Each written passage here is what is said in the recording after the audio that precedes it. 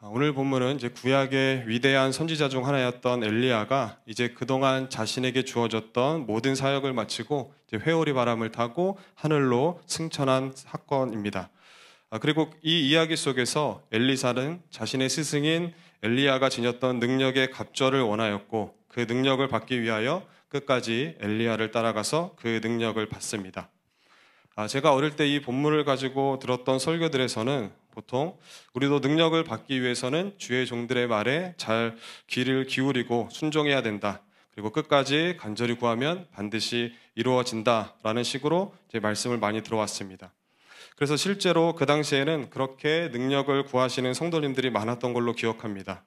아무래도 주님에 대한 열심과 열정이 있다 보니 나도 한번 능력 있게 멋지게 신앙생활 잘해보고 싶다는 이제 그런 마음에서 이런 능력적인 부분에 더 많은 관심을 가져서 그랬겠죠. 그러나 오늘 본문에서는 이제 그런 능력적인 부분보다는 다른 것에 훨씬 더 중점을 두고 있는데 우리 이 시간 그 내용을 함께 알아가 보면 좋겠습니다.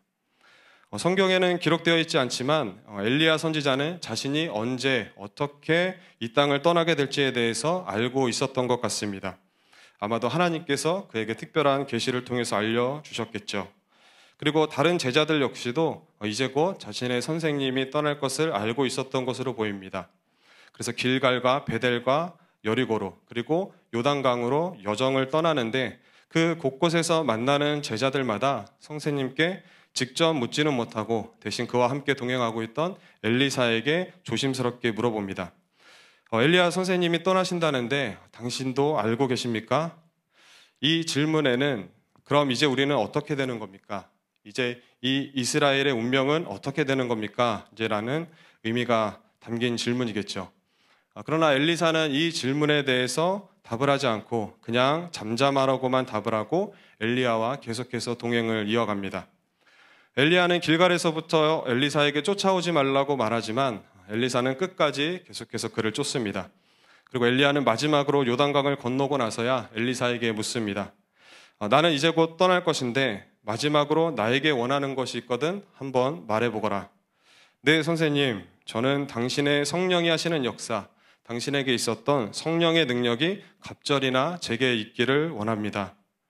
여기서 갑절을 구한 것은 이제 단순히 숫자적으로 2배의 능력을 구했다는 것이 아니라 당시 아버지가 자식에게 유산을 물려줄 때에 이제 2배의 몫을 물려주었는데 그렇듯이 엘리사도 엘리야의 장자, 곧 이제 그의 후계자가 되어서 하나님의 일을 이어가고 싶다는 의미입니다.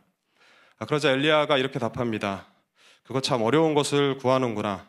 그렇지만 하나님이 나를 데려가시는 것을 내가 보게 된다면 내가 원하는 그 일이 이루어질 것이다. 이것을 어려운 일이라고 말하는 것은 엘리사가 요구한 성령의 능력을 받는 일이 쉽지 않은 일이라는 의미도 있겠지만 보다 깊게는 자신이 살아왔던, 자신이 주의 종으로서 살아왔던 그 삶을 이어가겠다고 하는 엘리사에게 그 길은 결코 쉽지 않은 길이라는 의미로 말하고 있는 것이라고 할 수 있습니다. 엘리사야, 네가 참 어려운 일, 힘든 일을 지금 하려고 하는구나 라고 말하고 있는 것이죠. 우리 보통 엘리야 하면 그가 했던 영광스럽고 멋진 사역들만을 떠올리기 쉽지만 실제로 그가 살았던 인생을 되짚어보면 결코 쉽지 않은 인생이었음을 우리가 알 수 있습니다. 수많은 기적들을 행했고 이제 특히 갈멜산에서는 바알을 섬기는 그 선지자들과 대결해서 멋지게 승리하고 그들을 모두 처단하기도 했습니다. 하지만 여전히 이스라엘의 아합 왕과 이세벨 왕비는 조금도 변하지 않고 계속해서 이 엘리야를 죽이기 위해 쫓아오고 그래서 엘리야는 쫓기고 쫓기다 결국 로덴나무 아래에 이르러서는 하나님 차라리 죽여주십시오. 더 이상은 못 살겠습니다. 라고 죽기를 구했을 만큼 외롭고 또 고독하고 힘든 인생을 살아야만 했던 사람이었습니다. 분명히 하나님으로부터 이스라엘의 회복에 대한 약속을 들었으나 자신은 그 약속이 이루어지는 것을 보지 못했던 그래서 정말 자신이 가고 있는 길이 맞는지 세상에 하나님의 자녀는 자기 혼자인 것만 같은 그런 의문도 품고 힘들어했던 그런 인물이었습니다. 그런데 지금 그의 제자 엘리사가 그의 그런 길을 뒤이어 가겠다고 말하고 있는 것이죠. 그래서 엘리야는 엘리사에게 이렇게 말하는 겁니다. 네가 정말 그 길을 갈 수 있겠느냐? 그 길이 어떠한 길인지 아느냐? 그 길은 매우 외롭고 힘들고 또 어려운 길이란다. 그러나 무엇보다 중요한 것은 그 길은 네가 원한다고 갈 수 있는 것도 아니고 내가 허락한다고 해서 갈 수 있는 것도 아니다. 왜냐하면 그것은 오직 하나님께만 달린 일이기 때문이다. 그러니 행여 내가 하늘로 올라가는 것을 내가 보게 된다면 하나님께서 너에게 그것을 허락한 것으로 여기거라 라고 말하고 있는 것이죠. 신약에 예수님께서 제자들에게 했던 말씀이 떠오르지 않으십니까? 주님께서는 우리의 대속제물이 되기 위해서 오셨고 그 길을 걷고 계신데 이것을 알지 못했던 제자들, 예수님께서 이 땅의 왕이 되실 거라고 오해하고 있던 제자들은 계속해서 자신들도 주님이 가시는 길이 어떠하든지 주님과 끝까지 함께 할 수 있다며 자신하고 대신 그때 가서 자신들을 모른 채 하지 마시고 좋은 자리에 앉혀주시기를 구했습니다. 그런 제자들에게 주님은 이렇게 말씀하셨죠. 너희들은 지금 너희들이 구하고 있는 것이 무엇인지 모른다. 나는 너희들이 원하는 것처럼 이 땅에서 왕이 되어서 권세를 누리려고 하는 것이 아니다. 너희들이 원하는 힘과 권력을 주려고 이 길을 가고 있는 것이 아니다. 오히려 나는 죽으러 가고 있다. 이런 나를 따르려거든 너희도 죽어야만 한다. 너희도 십자가를 지어야 한다. 이 길은 결코 쉽지 않은 길이다. 그래서 실제로 그렇게 자신하던 제자들이었지만 모두가 줄을 버리고 도망을 치기도 했었다는 것을 우리가 이제 복음서의 내용들을 통해서 잘 알고 있습니다. 그 길은 인간의 결단과 힘만으로는 갈 수 없는 길입니다. 지금 그런 길을 엘리사가 걷기를 구하고 있는 것입니다. 다시 본문으로 돌아와서 그렇게 이제 엘리야와 엘리사가 이별을 준비하고 있을 때 어디선가 불수레와 불말이 나타납니다. 그리고 두 사람 사이를 갈라놓고는 엘리야만 회오리 바람을 타고 하늘로 올려갑니다. 여기서 우리가 조금 오해하고 있는 분들도 계실 텐데 하나님께서 그동안 수고한 엘리야를 위해서 마치 의전 행사하듯이 하늘에서 불수레와 불말을 보내주셔서 엘리야가 그것을 타고 올라간 것이라고 생각을 합니다. 그런데 본문을 자세히 보시면 엘리야는 불수레와 불말을 타고 올라간 것이 아니라 회오리 바람을 타고 올라갔다는 것을 우리가 확인할 수 있습니다. 우리 11절 한번 보시면 이렇게 되어 있습니다. 두 사람이 길을 가며 말하더니 불수레와 불말들이 두 사람을 갈라놓고 엘리야가 회오리 바람으로 하늘로 올라가더라. 이렇게 해서 불수레와 불말들은 이제 두 사람 사이를 갈라놓는 역할을 했고 엘리야를 하늘로 올려간 것은 회오리 바람이었다고 이제 기록이 되어 있죠. 불수레든 회오리 바람이든 혹은 구름이든 그가 뭘 타고 올라갔든 그게 뭐가 중요한가 싶을 수도 있지만 이것을 굳이 짚고 넘어가야 하는 이유는 지금 이 열왕기 하에서 불수레와 불말은 생각보다 중요한 의미를 갖고 있기 때문입니다. 이 불수레와 불말은 과거 출애굽한 이스라엘 백성들을 인도했던 구름기둥과 불기둥과 같이 하나님의 보호하심과 임재를 상징합니다. 그런데 만일 엘리야가 이 불수레와 불말을 타고 하늘로 올라간 것이 되면 엘리야와 함께 하나님의 보호하심도 이스라엘을 떠나버린 것이 되고 맙니다. 그러니까 엘리야가 떠나고 없으면 하나님의 능력도 더 이상 이곳에 존재하지 않는, 하나님도 떠나고 없는, 마치 이스라엘의 역사도 끝나는 것처럼 이제 그렇게 여기게 될 수 있다는 것이죠. 엘리야의 제자들이 그가 떠난 후를 걱정했던 것도 이런 오해에서 비롯된 것입니다. 엘리야 자체를 이스라엘을 지키는 불수레와 불말처럼 여겼기 때문에 그의 생도들, 그의 제자들은 이제 그 엘리야가 떠나고 나면 이스라엘은 어떻게 되는 것인가? 이제 이 이스라엘은 누가 지켜주나? 누가 이끌어갈 것인가? 이제 이스라엘은 끝인가? 라고 생각을 해서 번민하며 엘리사에게 당신도 엘리야가 떠난다는 것을 알고 계십니까? 뭔가 대책은 있으십니까? 이스라엘은 이제 어떻게 되는 것입니까? 라는 불안과 두려움 속에서 물은 것이겠죠. 그러나 엘리사는 그 역시 번민하기는 했으나 하나님께서는 분명 이렇게 이스라엘의 역사를 끝내지는 않을 것이라고 믿고 우선은 끝까지 엘리야를 쫓으며 하나님의 뜻이 무엇인지 그리고 엘리야 선생님의 생각은 무엇인지를 알고자 했을 것입니다. 그리고 엘리사는 분명 엘리야라는 사람이 자신의 스승이고 존경의 대상이며 이스라엘에는 없어서 안 될 중요한 인물이라는 것을 알았지만 그것은 엘리야가 엘리야였기 때문이 아니라 엘리야라는 사람이 남들과 특별한 능력이 있었던 사람이었기 때문이 아니라 그를 그렇게 사용한 하나님과 성령의 능력 때문이었다는 것을 알았습니다. 때문에 그 역시 엘리야가 떠나는 것은 슬픈 일이었지만 그 하나님의 성령만은 여전히 이 땅에 남아 자신과 함께하며 자신을 통해서 하나님께서 계속해서 이스라엘의 역사를 이어나가시기를, 이스라엘의 회복과 구원 사역을 이어나가시기를 바라며 성령의 능력을 이제 구했던 것이라고 할 수 있습니다. 그러니까 엘리사가 구한 것은 분명히 능력을 구한 것이긴 하지만 그 능력 자체를 구했다기보다는 그 능력이 되시는 하나님의 함께하심을, 그리고 하나님께서 그렇게 함께하시며 이스라엘을 다시 회복시켜 나가시기를 간구한 것이라고 할 수 있습니다. 그리고 이제 엘리야는 그렇게 회오리 바람을 타고 이 땅을 떠나갑니다. 그러자 12절에 보시면 엘리야가 보고 소리 지르되 내 아버지여 내 아버지여 이스라엘의 병거와 마병이여 하더니 다시 보이지 아니하는지라 라고 되어 있습니다. 여기서 엘리야가 외치는 내 아버지여 내 아버지여 이스라엘의 병거와 그 마병이여는 엘리야를 지칭하는 표현이죠. 참으로 이스라엘의 병거와 마병, 이제 당시에 군사력을 의미했던 병거와 마병 같은 존재로서 곧 이스라엘에 있어서 엘리야는 하나님의 종으로서 하나님의 뜻을 전하고 따르고 지키는, 그렇게 죄악으로 어두워진 이스라엘을 지키기 위해 영적으로 맞서 싸웠던 병거와 마병 같은 존재였습니다. 정확히 말하면 엘리야가 그런 존재였다기보다는 하나님께서 엘리야를 통해서 이스라엘 가운데 하나님이 역사하고 계심을 이제 보여주신 것이었다고 할 수 있겠죠. 그러니까 우리가 포커스를 이 엘리야에게 맞출 것이 아니라 그 엘리야를 엘리야 되게 하셨던 하나님께로 맞추어야 한다는 겁니다. 그리고 이제 14절을 보시면 엘리야의 몸에서 떨어진 그의 겉옷을 가지고 물을 치며 이르되 엘리야의 하나님 여호와는 어디 계시니까? 라고 말합니다. 우리는 이 장면이 마치 엘리야가 떠난 후에 절규하는 듯한 그런 모습으로 느껴지는데 그런 장면이 아닙니다. 이 장면은 엘리사가 엘리야의 갑절의 능력을 구하였을 때 자신이 올라가는 것을 보면 그것이 이루어질 것이라고 말했는데 그 말대로 자신이 지금 엘리야가 올라가는 것을 봤으니 그가 말했던 대로 정말 이제 그 하나님께서 자신과 함께 하시는지 그분의 능력이 자신에게 주어졌는지를 확인하는, 하나님께 응답을 구하며 이제 확인하는 장면이라고 할 수 있습니다. 그래서 엘리야가 떠나기 전 마지막에 보였던 이적 그대로 엘리사도 물을 치매 물이 이리저리 갈라지고 엘리사가 건너니라 라고 해서 엘리야와 함께했던 그 하나님께서 이제 엘리사를 통해서 함께 하신다는 것을 이제 보여주는 것이죠. 그렇게 이제는 엘리사가 하나님께서 이스라엘을 지키시는 병거와 마병의 역할을 하게 됩니다. 그래서 훗날 요아스 왕이 엘리사의 생명이 끝나갈 때 이제 그를 이렇게 부르는 것을 볼 수 있는데 열왕기하 13장 14절에 가보시면 이렇게 되어 있습니다. 우리 한번 같이 읽어보도록 하겠습니다. 같이 읽겠습니다.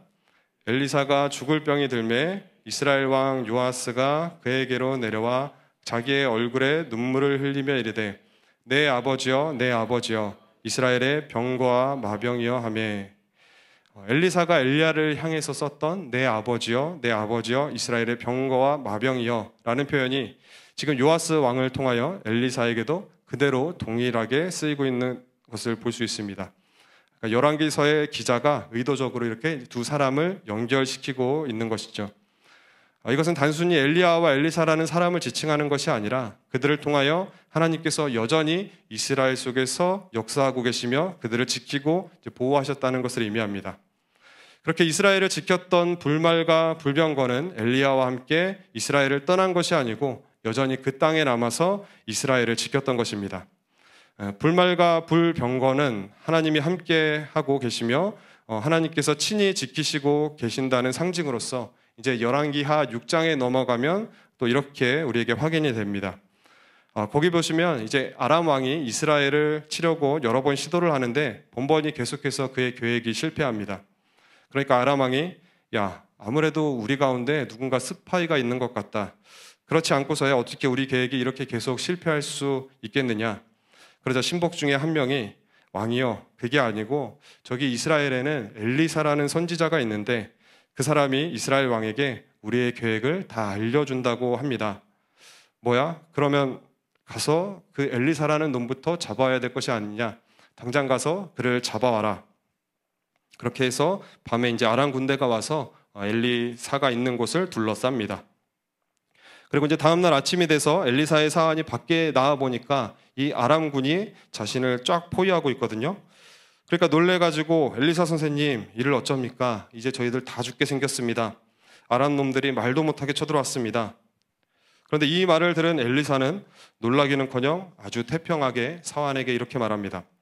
으이그 이 아무것도 모르는 놈아, 걱정하지 마라. 우리와 함께한 자가 그들과 함께한 자보다 훨씬 더 많다. 그리고 하나님께 그 기도를 합니다. 뭐라고 기도했을까요? 하나님, 제 사환도 저와 같이 눈을 열어 보게 하옵소서. 그렇게 기도한 대로 하나님께서 청년의 영안을 열어주시는데, 그러고 나서 다시 밖을 나가보니까 이번엔 뭐가 보였을까요? 우리 열왕기하 6장 17절 말씀 다 같이 한번 읽어보도록 하겠습니다. 같이 읽겠습니다. 기도하여 이르되 여호와여 원하건대 그의 눈을 열어서 보게 하옵소서 하니 여호와께서 그 청년의 눈을 여심해 그가 보니 불말과 불병거가 산에 가득하여 엘리사를 둘렀더라. 아멘. 정말로 엘리사가 말한 것처럼 저 아람 군대보다 훨씬 많은 불말과 불병거가 가득히 엘리사를 둘러싸고 있는 것을 보게 됩니다. 엘리사는 엘리야가 올라간 후로도 계속해서 그 하나님의 보호하심이, 그 불말과 불병거가 여전히 계속해서 이스라엘에 남아있다는 것을 이제 보아왔던 겁니다. 그러니 그의 평생에 무엇이 겁날 것이 있었겠습니까? 그래서 일전에 열왕기하 5장에서는 나아만 장군이 찾아왔을 때 이스라엘 왕은 바짝 쫄아서 긴장을 했어도 엘리사만큼은 그가 왔어도 밖에도 내다보지 않을 수 있었던 겁니다. 이제 그러면 그날의 엘리사의 사환이 받던 그 불말과 불병거, 엘리사가 평생에 자신과 함께하는 것을 지켜봤던 그 불말과 불병거는 오늘날 어디 있을까요?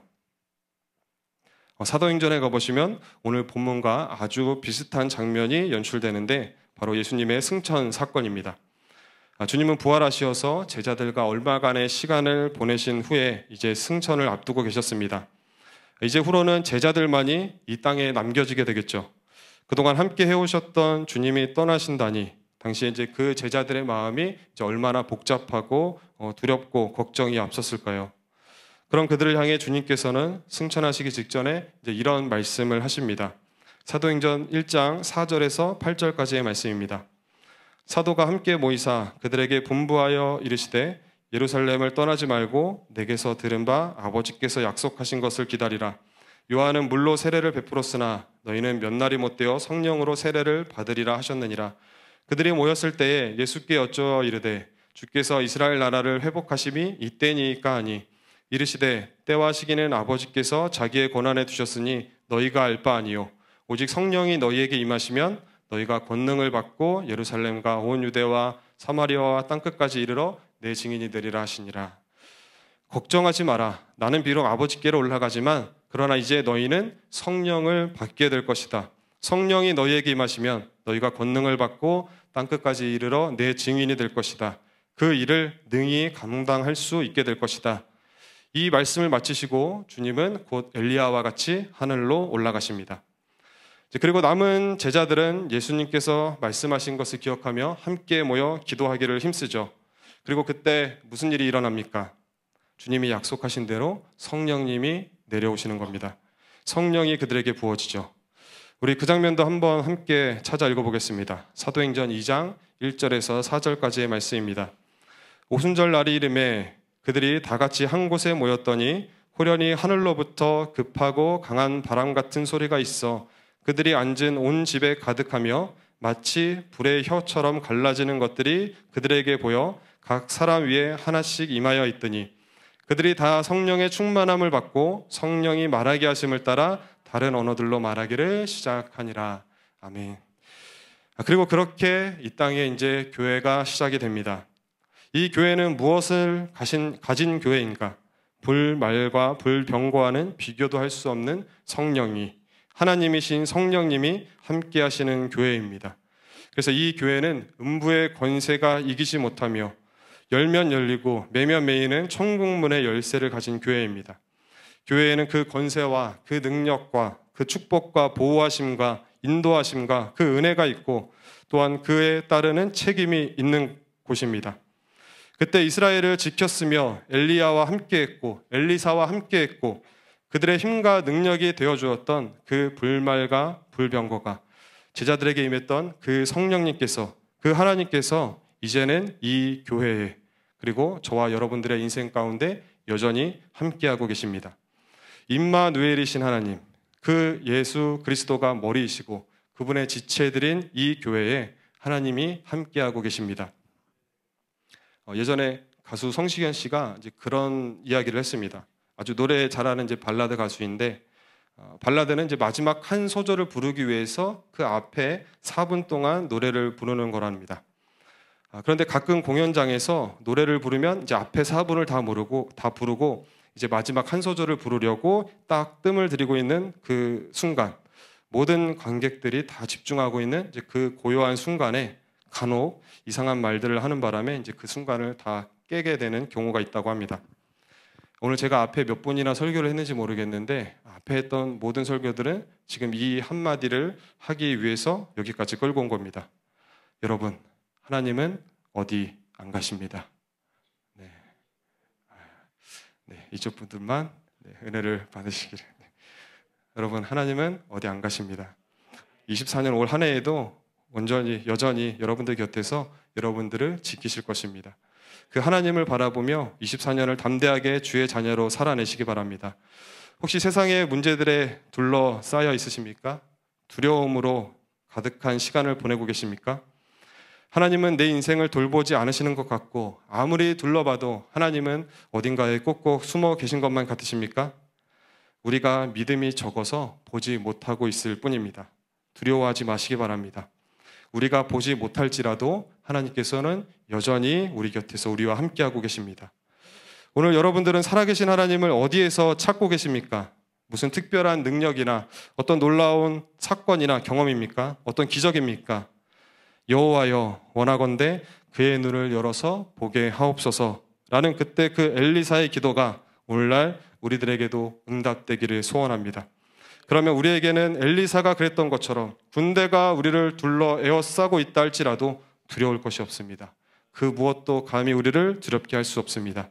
그 불말과 불병거를 여러분들을 지키고 보호하고 계시는 성령님을, 그 하나님을 분명하게 보게 되시는 오늘 이 밤 기도의 시간이 되기를 주님의 이름으로 축복합니다.